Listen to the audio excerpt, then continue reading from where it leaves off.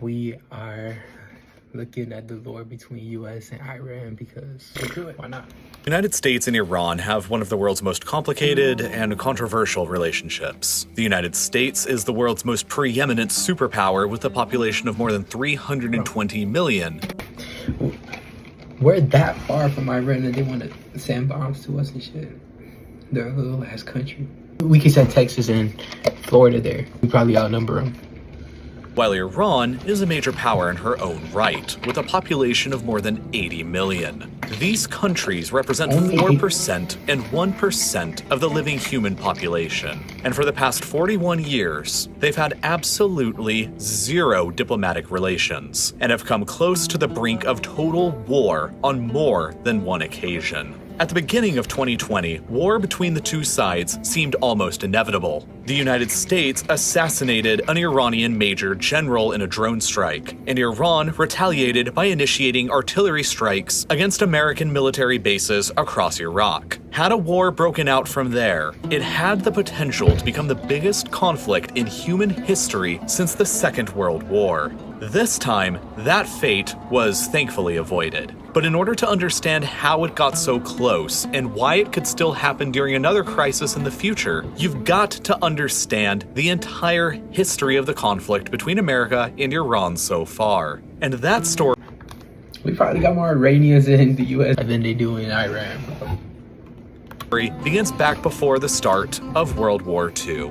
At the beginning of the 20th century, oil was first discovered within the deserts of Iran by the British. As more and more of these discoveries were made, it was revealed that Iran in fact contained the fourth largest proven reserves of oil anywhere on the planet, and that the country was an undiscovered and unrealized energy superpower. The only problem for the British, of course, was that these discoveries were located within Iran, and Iran wasn't within Britain's vast colonial empire that already spanned a quarter of the globe. Not too worried about that pesky little detail, Britain negotiated a deal with Iran to share in the massive profits that were bound to come from the extraction of all this oil. They created the jointly owned Anglo-Iranian Oil Company, but it wasn't exactly set up very fairly. Iran, the country where all of this oil was actually located, was only entitled to 16% of the company's profits, whereas the other 84% of profits were going directly to the British. 84% went to the British. Product that you discovered in your own country.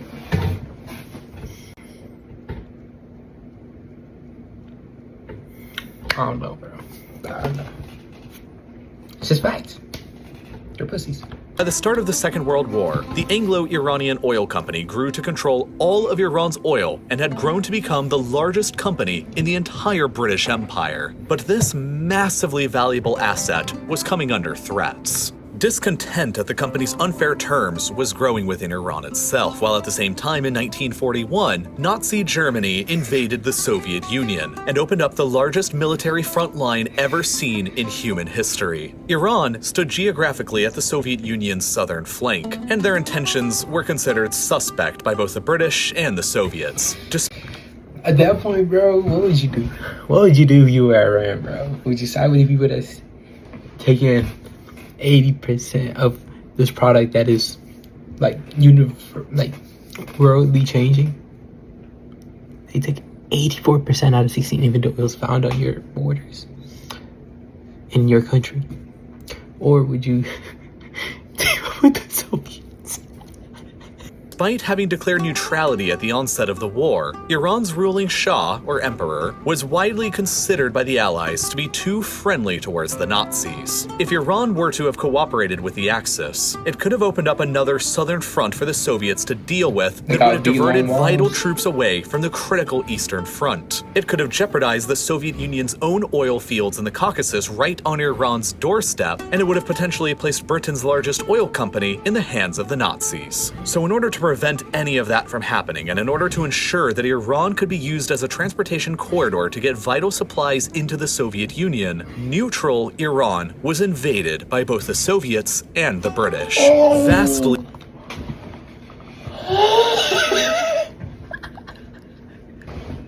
You couldn't even pick a side, bro. Hey, alright, bro. I don't blame you for being...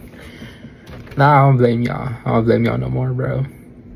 outnumbered and far behind in technology, Iran never stood a chance and surrendered within just a week. The old, troublesome Shah was overthrown and replaced by the invaders with his much younger 21-year-old son, Mohammad Reza Pahlavi, whom the Allies felt would be far less capable of acting against their interests. Iran was effectively occupied for the entire Second World War by the Allies, which eventually saw the deployment of more than 30,000 Americans and the transportation of nearly 1/3 of all the supplies that America sent to the Soviet Union. After the war ended, the Allies left and ended their occupation, but the unfair terms that the British had established in regards to Iran's oil came back into question. By the early 1950s, Britain was still taking home the majority of Iran's oil profits, while the conditions for Iranian oil workers and their families remained terrible. At the same time, the British were also withholding all of the company's financial records from the Iranians, and had refused all of their requests at being audited. The support for nationalizing the company within Iran was getting overwhelmingly massive, and by 1951, Iran's democratically elected Prime Minister Mohammad Mossadegh, with unanimous approval from the Iranian parliament,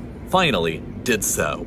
Britain responded to this by immediately embargoing all Iranian oil, and then 2 years later, in 1953, Britain's MI6 and America's CIA organized a military coup within the country to overthrow Mossadegh's government. As many as 300 Iranians were killed during the coup. Mossadegh himself was placed under house arrest for the rest of his life, while the Shah was elevated to being essentially an authoritarian dictator within the country. Having had his position installed and guaranteed by Western powers twice now, the Shah became widely viewed in Iran as little more than a Western puppet. And as the Cold War developed out of the ashes of the Second World War, Iran's strategic location at the Soviet Union's southern flank, her vast strategic reserves of oil, and her authoritarian leader who owed his position and loyalty to the West, made Iran a natural and valuable ally of the United States for the very first time. The Shah pursued a staunchly pro-American and pro-Israel foreign policy, and for decades, Iran became one of America's most important Cold War-era allies. But over the decades, the Shah's policies and cozy relations with the West alienated much of his home base support. He ran a vast network of secret police within the country who arrested thousands of political opponents, and many more, like Ayatollah Khamenei, were exiled.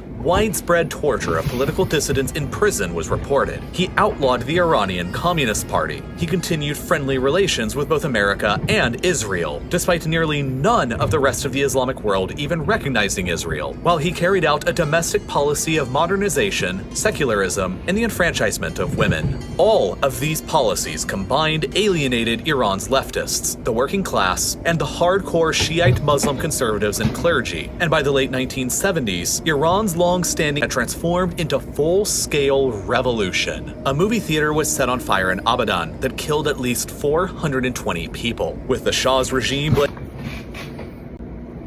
What are 420 people doing in a singular theater? blaming Marxist and Islamist insurgents, while many of the protesters felt like it was more likely the Shah's own secret police. The following month, protesters gathered in the capital Tehran's main square, and the Shah's army opened fire on them indiscriminately, killing and wounding hundreds more. More than 5 million Iranians took to the streets demanding the Shah's abdication, and after defections from his army became rampant, Mohammad Pahlavi realized that his position was impossible to maintain, and he fled the country in exile in early 1979. The new radical Shiite Islamist government that replaced the Shah's regime immediately abolished the monarchy and invited Ayatollah Khamenei back to the country after 15 years of exile to become Iran's new supreme leader, and the modern Islamic Republic of Iran was born. And this new Iranian regime was radically different from the one that had preceded. It was a totalitarian Shiite theocracy that was staunchly opposed to the United States and Israel, and mass executions and purges of political opponents and members of the former regime were almost immediately carried out. To the United States and the rest of the world, Iran's Islamic Revolution came as an enormous shock. Almost overnight, Iran had flipped from being one of America's most important important Middle Eastern allies to her greatest Middle Eastern enemy. After the Shah was overthrown, the United States welcomed him into their country for a cancer treatment operation, and the new Iran demanded that he be extradited back to stand trial for the crimes that he had committed throughout his reign against the Iranian people. Knowing that his return would mean a certain execution, the United States rejected all of Iran's demands, but that did little to dissuade Iran's revolutionary paranoia. Since the Shah was actively inside America, and since Western powers had already initiated 2 previous coups in the past to install him over the will of the Iranian people, the paranoia was widespread that America and the CIA could be plotting yet another 3rd coup attempt from within their embassy inside Tehran. And so, in November of 1979, thousands of Iranian revolutionaries and students stormed the American embassy and took 52 American diplomats and civilians as hostages. America eventually sent the Shah away to Egypt, while the Carter administration worked for months to secure the hostages' release. But when diplomacy went nowhere, Carter authorized a raid by the United States Army Rangers in April of 1980 to attempt a rescue operation. But the raid turned into a disaster. Codenamed Operation Eagle Claw, a helicopter crashed into a transport plane before any contact with the Iranians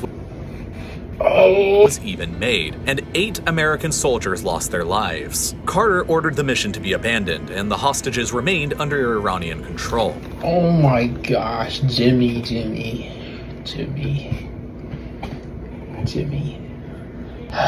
You FOMO'd. Now I see why Iran thinks they can mess with us, bro, because y'all did some dumb shit like that in 1982, bro. What's up?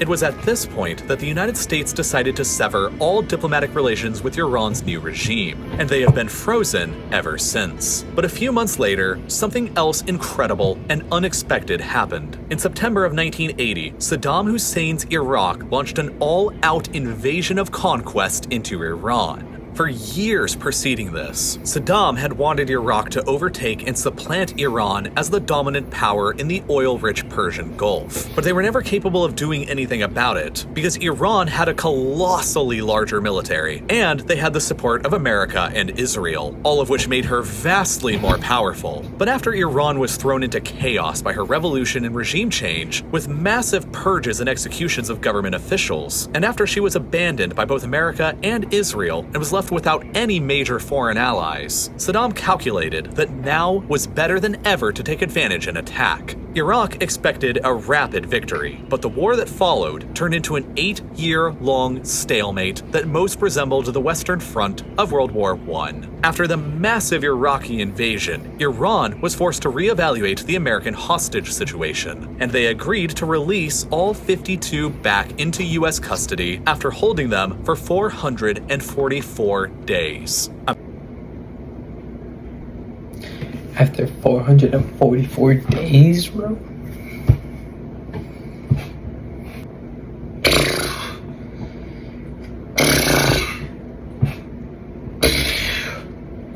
That's over a year.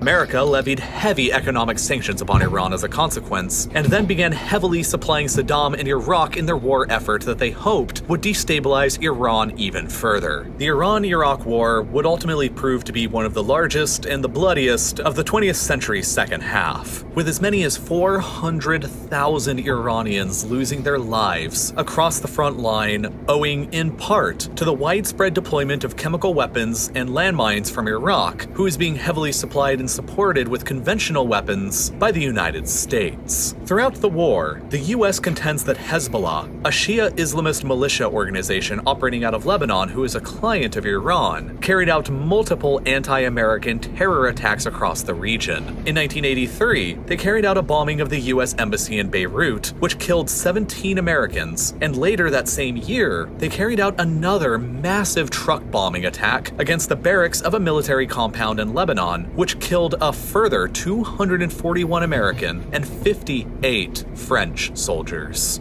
These events and others contributed to the United States placing Iran on their state sponsors of terrorism list the following year in 1984. By April of 1988, the Iran-Iraq War was still raging, and Iran had mined a large section of the Persian Gulf in order to counter the Iraqi Navy. An American frigate who happened to be passing through struck one of these mines and became severely damaged and almost sank, but with no loss of life. Regardless, America decided to initiate a retaliatory attack against Iranian targets and initiated Operation Praying Mantis. It was the largest U.S. naval combat operation seen since the Second World War, and it saw 2 American surface groups launching coordinated strikes that blew up 2 Iranian offshore oil platforms and sank 6 of their warships. The attack destroyed or severely damaged half of Iran's entire fleet, and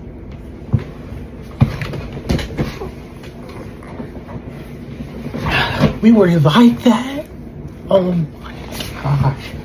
2v50, bro. killed 56 Iranians, while resulting in only 2 American deaths. Just 3 months later, in July of 1988, an American cruiser strayed into Iranian territorial waters and received warning shots fired from Iranian speedboats. At the same time, Iran Air Flight 655, that was taking its normal flight route above from Tehran to Dubai, and was at this point flying over Iran's territorial waters above the Strait of Hormuz. The American cruiser misidentified this commercial aircraft as an Iranian fighter jet, and, assuming that they could have been under attack, they launched a missile that targeted and then completely destroyed the whole plane. There were 290 people on board that flight, and 250.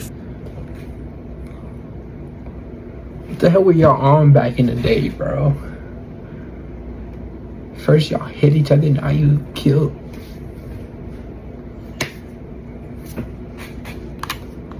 Four of them were Iranians. None of them survived the missile strike, and it was the deadliest aviation shoot-down incident in history until the horrible shoot-down of Malaysia Airlines Flight 17 over Ukraine by pro-Russian rebels more than a quarter century later. These deadly events between both sides sharply escalated tensions between America and Iran, and each felt that the other had done grievous harm towards them. In 1995, the Clinton administration enacted a total embargo on all dealings with Iran by any American-based company, which effectively killed all trade between both countries. In 1996, the Iranian client Hezbollah carried out yet another terror by any American-based company, which effectively killed all trade between both countries. In 1996, the Iranian client Hezbollah carried out yet another terror bombing strike against a U.S. target in Saudi Arabia, this time killing 19 American Air Force personnel and wounding nearly 500 others. And then, 5 years after that, came the September 11th attacks. Just 4 months after 9/11, U.S. President Bush made his Axis of Evil speech, in which he lumped Iran, Saddam's Iraq, and North Korea all together as an axis of evil conspiring against America. Just a little more than a year after that speech, the United States used the pretext of Saddam possessing weapons of mass destruction to invade Iraq and completely toppled his regime in around a month.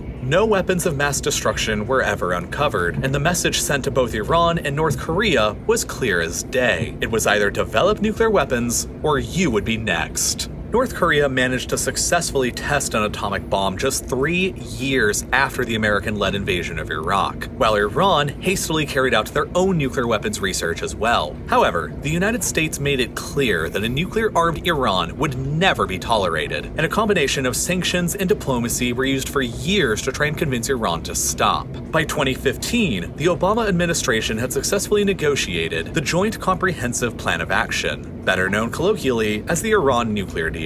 The treaty's terms are complex, but the TLDR is that the US agreed to end a sweeping series of sanctions they had previously placed upon Iran, while Iran agreed to give up their pursuit of nuclear research and allowed foreign inspections to routinely investigate them. Iran's and America's relationship was beginning to show some signs of rapprochement. But then, things took another curveball. In 2016, Donald Trump was elected the new president of the United States on a platform that included a vow to fully withdraw the US from the Iran nuclear deal and to reinstate tougher economic sanctions. In 2018, Trump carried through with these campaign promises, and Iran counter-threatened that they would continue on with their nuclear program and even close the Strait of Hormuz to international shipping if things escalated any further, which would have completely crashed the global oil economy. Relations between the two were back to being tense, and then things got even worse the next year. In May and June of 2019, several merchant ships traveling through the Persian Gulf were damaged in two separate violent incidents. The West blamed Iran, and then Iran denied all involvement. In June, Iran shot down an American drone that was flying over the Strait of Hormuz, and tensions increased even further. And then in July, an Iranian oil tanker was seized by the UK as it was passing through the Strait of Gibraltar on the grounds that it was shipping oil to the Bashar al-Assad regime in Syria, in direct violation of Bro, these dudes can't catch a break from the UK, bro.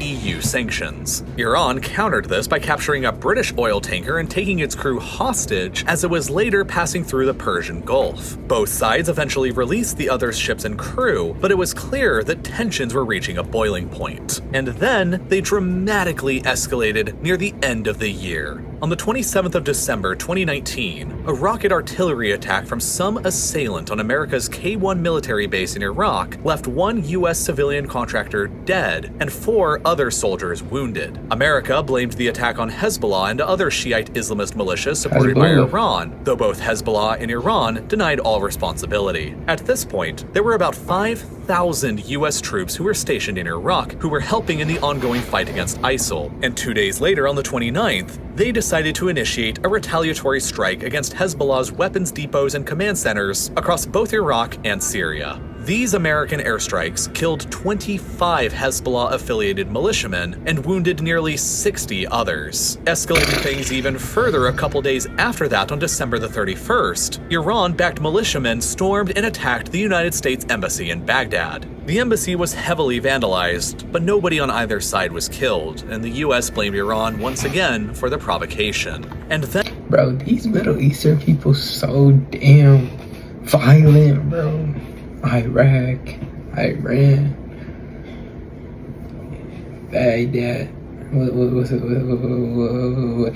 Afghanistan. Then came the 3rd of January 2020, when the already high tensions skyrocketed to levels never seen before. Qasem Soleimani, an Iranian major general widely believed to be the second most powerful figure within the Iranian regime, had just arrived in Baghdad on a flight. He was scheduled to meet with Iraq's prime minister later on in the day, but as he departed the Baghdad airport in a convoy of vehicles, a US drone that had been hovering nearby overhead fired a series of missiles that completely destroyed them. This missile strike had been personally authorized and ordered by President Donald Trump himself, and resulted in the deaths of Soleimani and 9 others. This event profoundly changed the crisis between Iran and the United States. It was the first time that America had assassinated a major military leader of a major foreign country since the plot to kill Isoroku Yamamoto of the Japanese Imperial Navy back in 1943, who had been the mastermind of the Pearl Harbor attacks. 2 days later, Iran announced that it would no longer abide by any of the terms of the 2015 nuclear deal and demanded that Iraq remove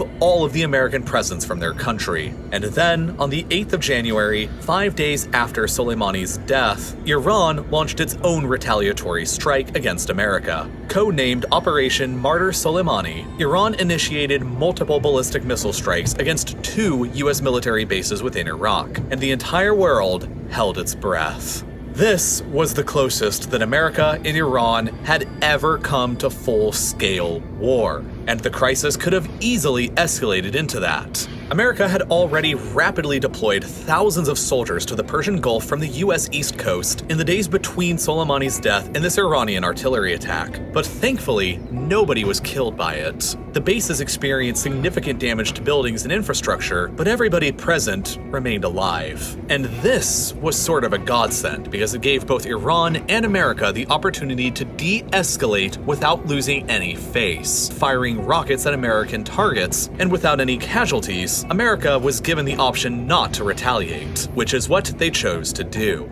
Unfortunately, though, tragedy still managed to find a way to strike. While Iran likely designed the attack intentionally to not cause any American casualties, Iran didn't necessarily know that the US wasn't going to retaliate, and their anti-air batteries across the country were on high alert for any kind of response. One of these missile batteries detected what they believed to be an American cruise missile on their radar, and they opened fire on it with 2 surface-to-air missiles. It turned out that the target wasn't a cruise missile at all, but was just a regularly scheduled commercial airliner that had just taken off from Tehran International Airport mere minutes before. The plane— Oh my gosh, why do y'all keep killing these innocent ass people, bro? Oh my god. Y'all just— in question was Ukraine International Airlines Flight 752, traveling from Tehran to Kiev with 176 people on board. The Iranian missiles completely destroyed the plane and killed everybody on board, including 82 Iranian and 63 Canadian citizens. Initially, the Iranian government denied all responsibility and attempted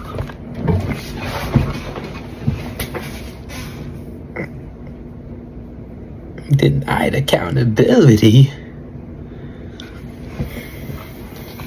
to cover the disaster up by blaming the crash on technical faults with the plane itself. But after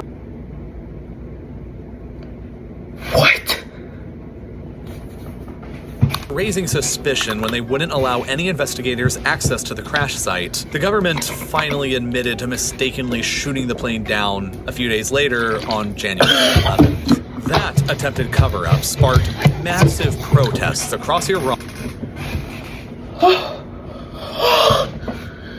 Alright, let me make sure I got it straight. Iran blows up a US embassy or a US site. Didn't kill anybody though. You know? Didn't kill anybody. But they thought the US was gonna do something, but we didn't, you know? Because nobody died, so we know but it killed people that didn't harm us. But Iranian violent ass, they thought we were gonna fire back. They picked up this little thing on their radar, thinking it was a US cruise missile, shot this shit down. Later to find out, it was a commercial flight that just took off from Tehran. And it had Ukrainians and Canadians in there. 100-something people, commercial flight, just a regular ass flight. People trying to mind their business. Alright. Y'all denied accountability. Told the investigators, no, you can't come watch this. Like, you know, just, you know, technical issues with the plane, you know. Somebody didn't have their phone in airplane mode. And then later they find out and you're like, ah, you got me.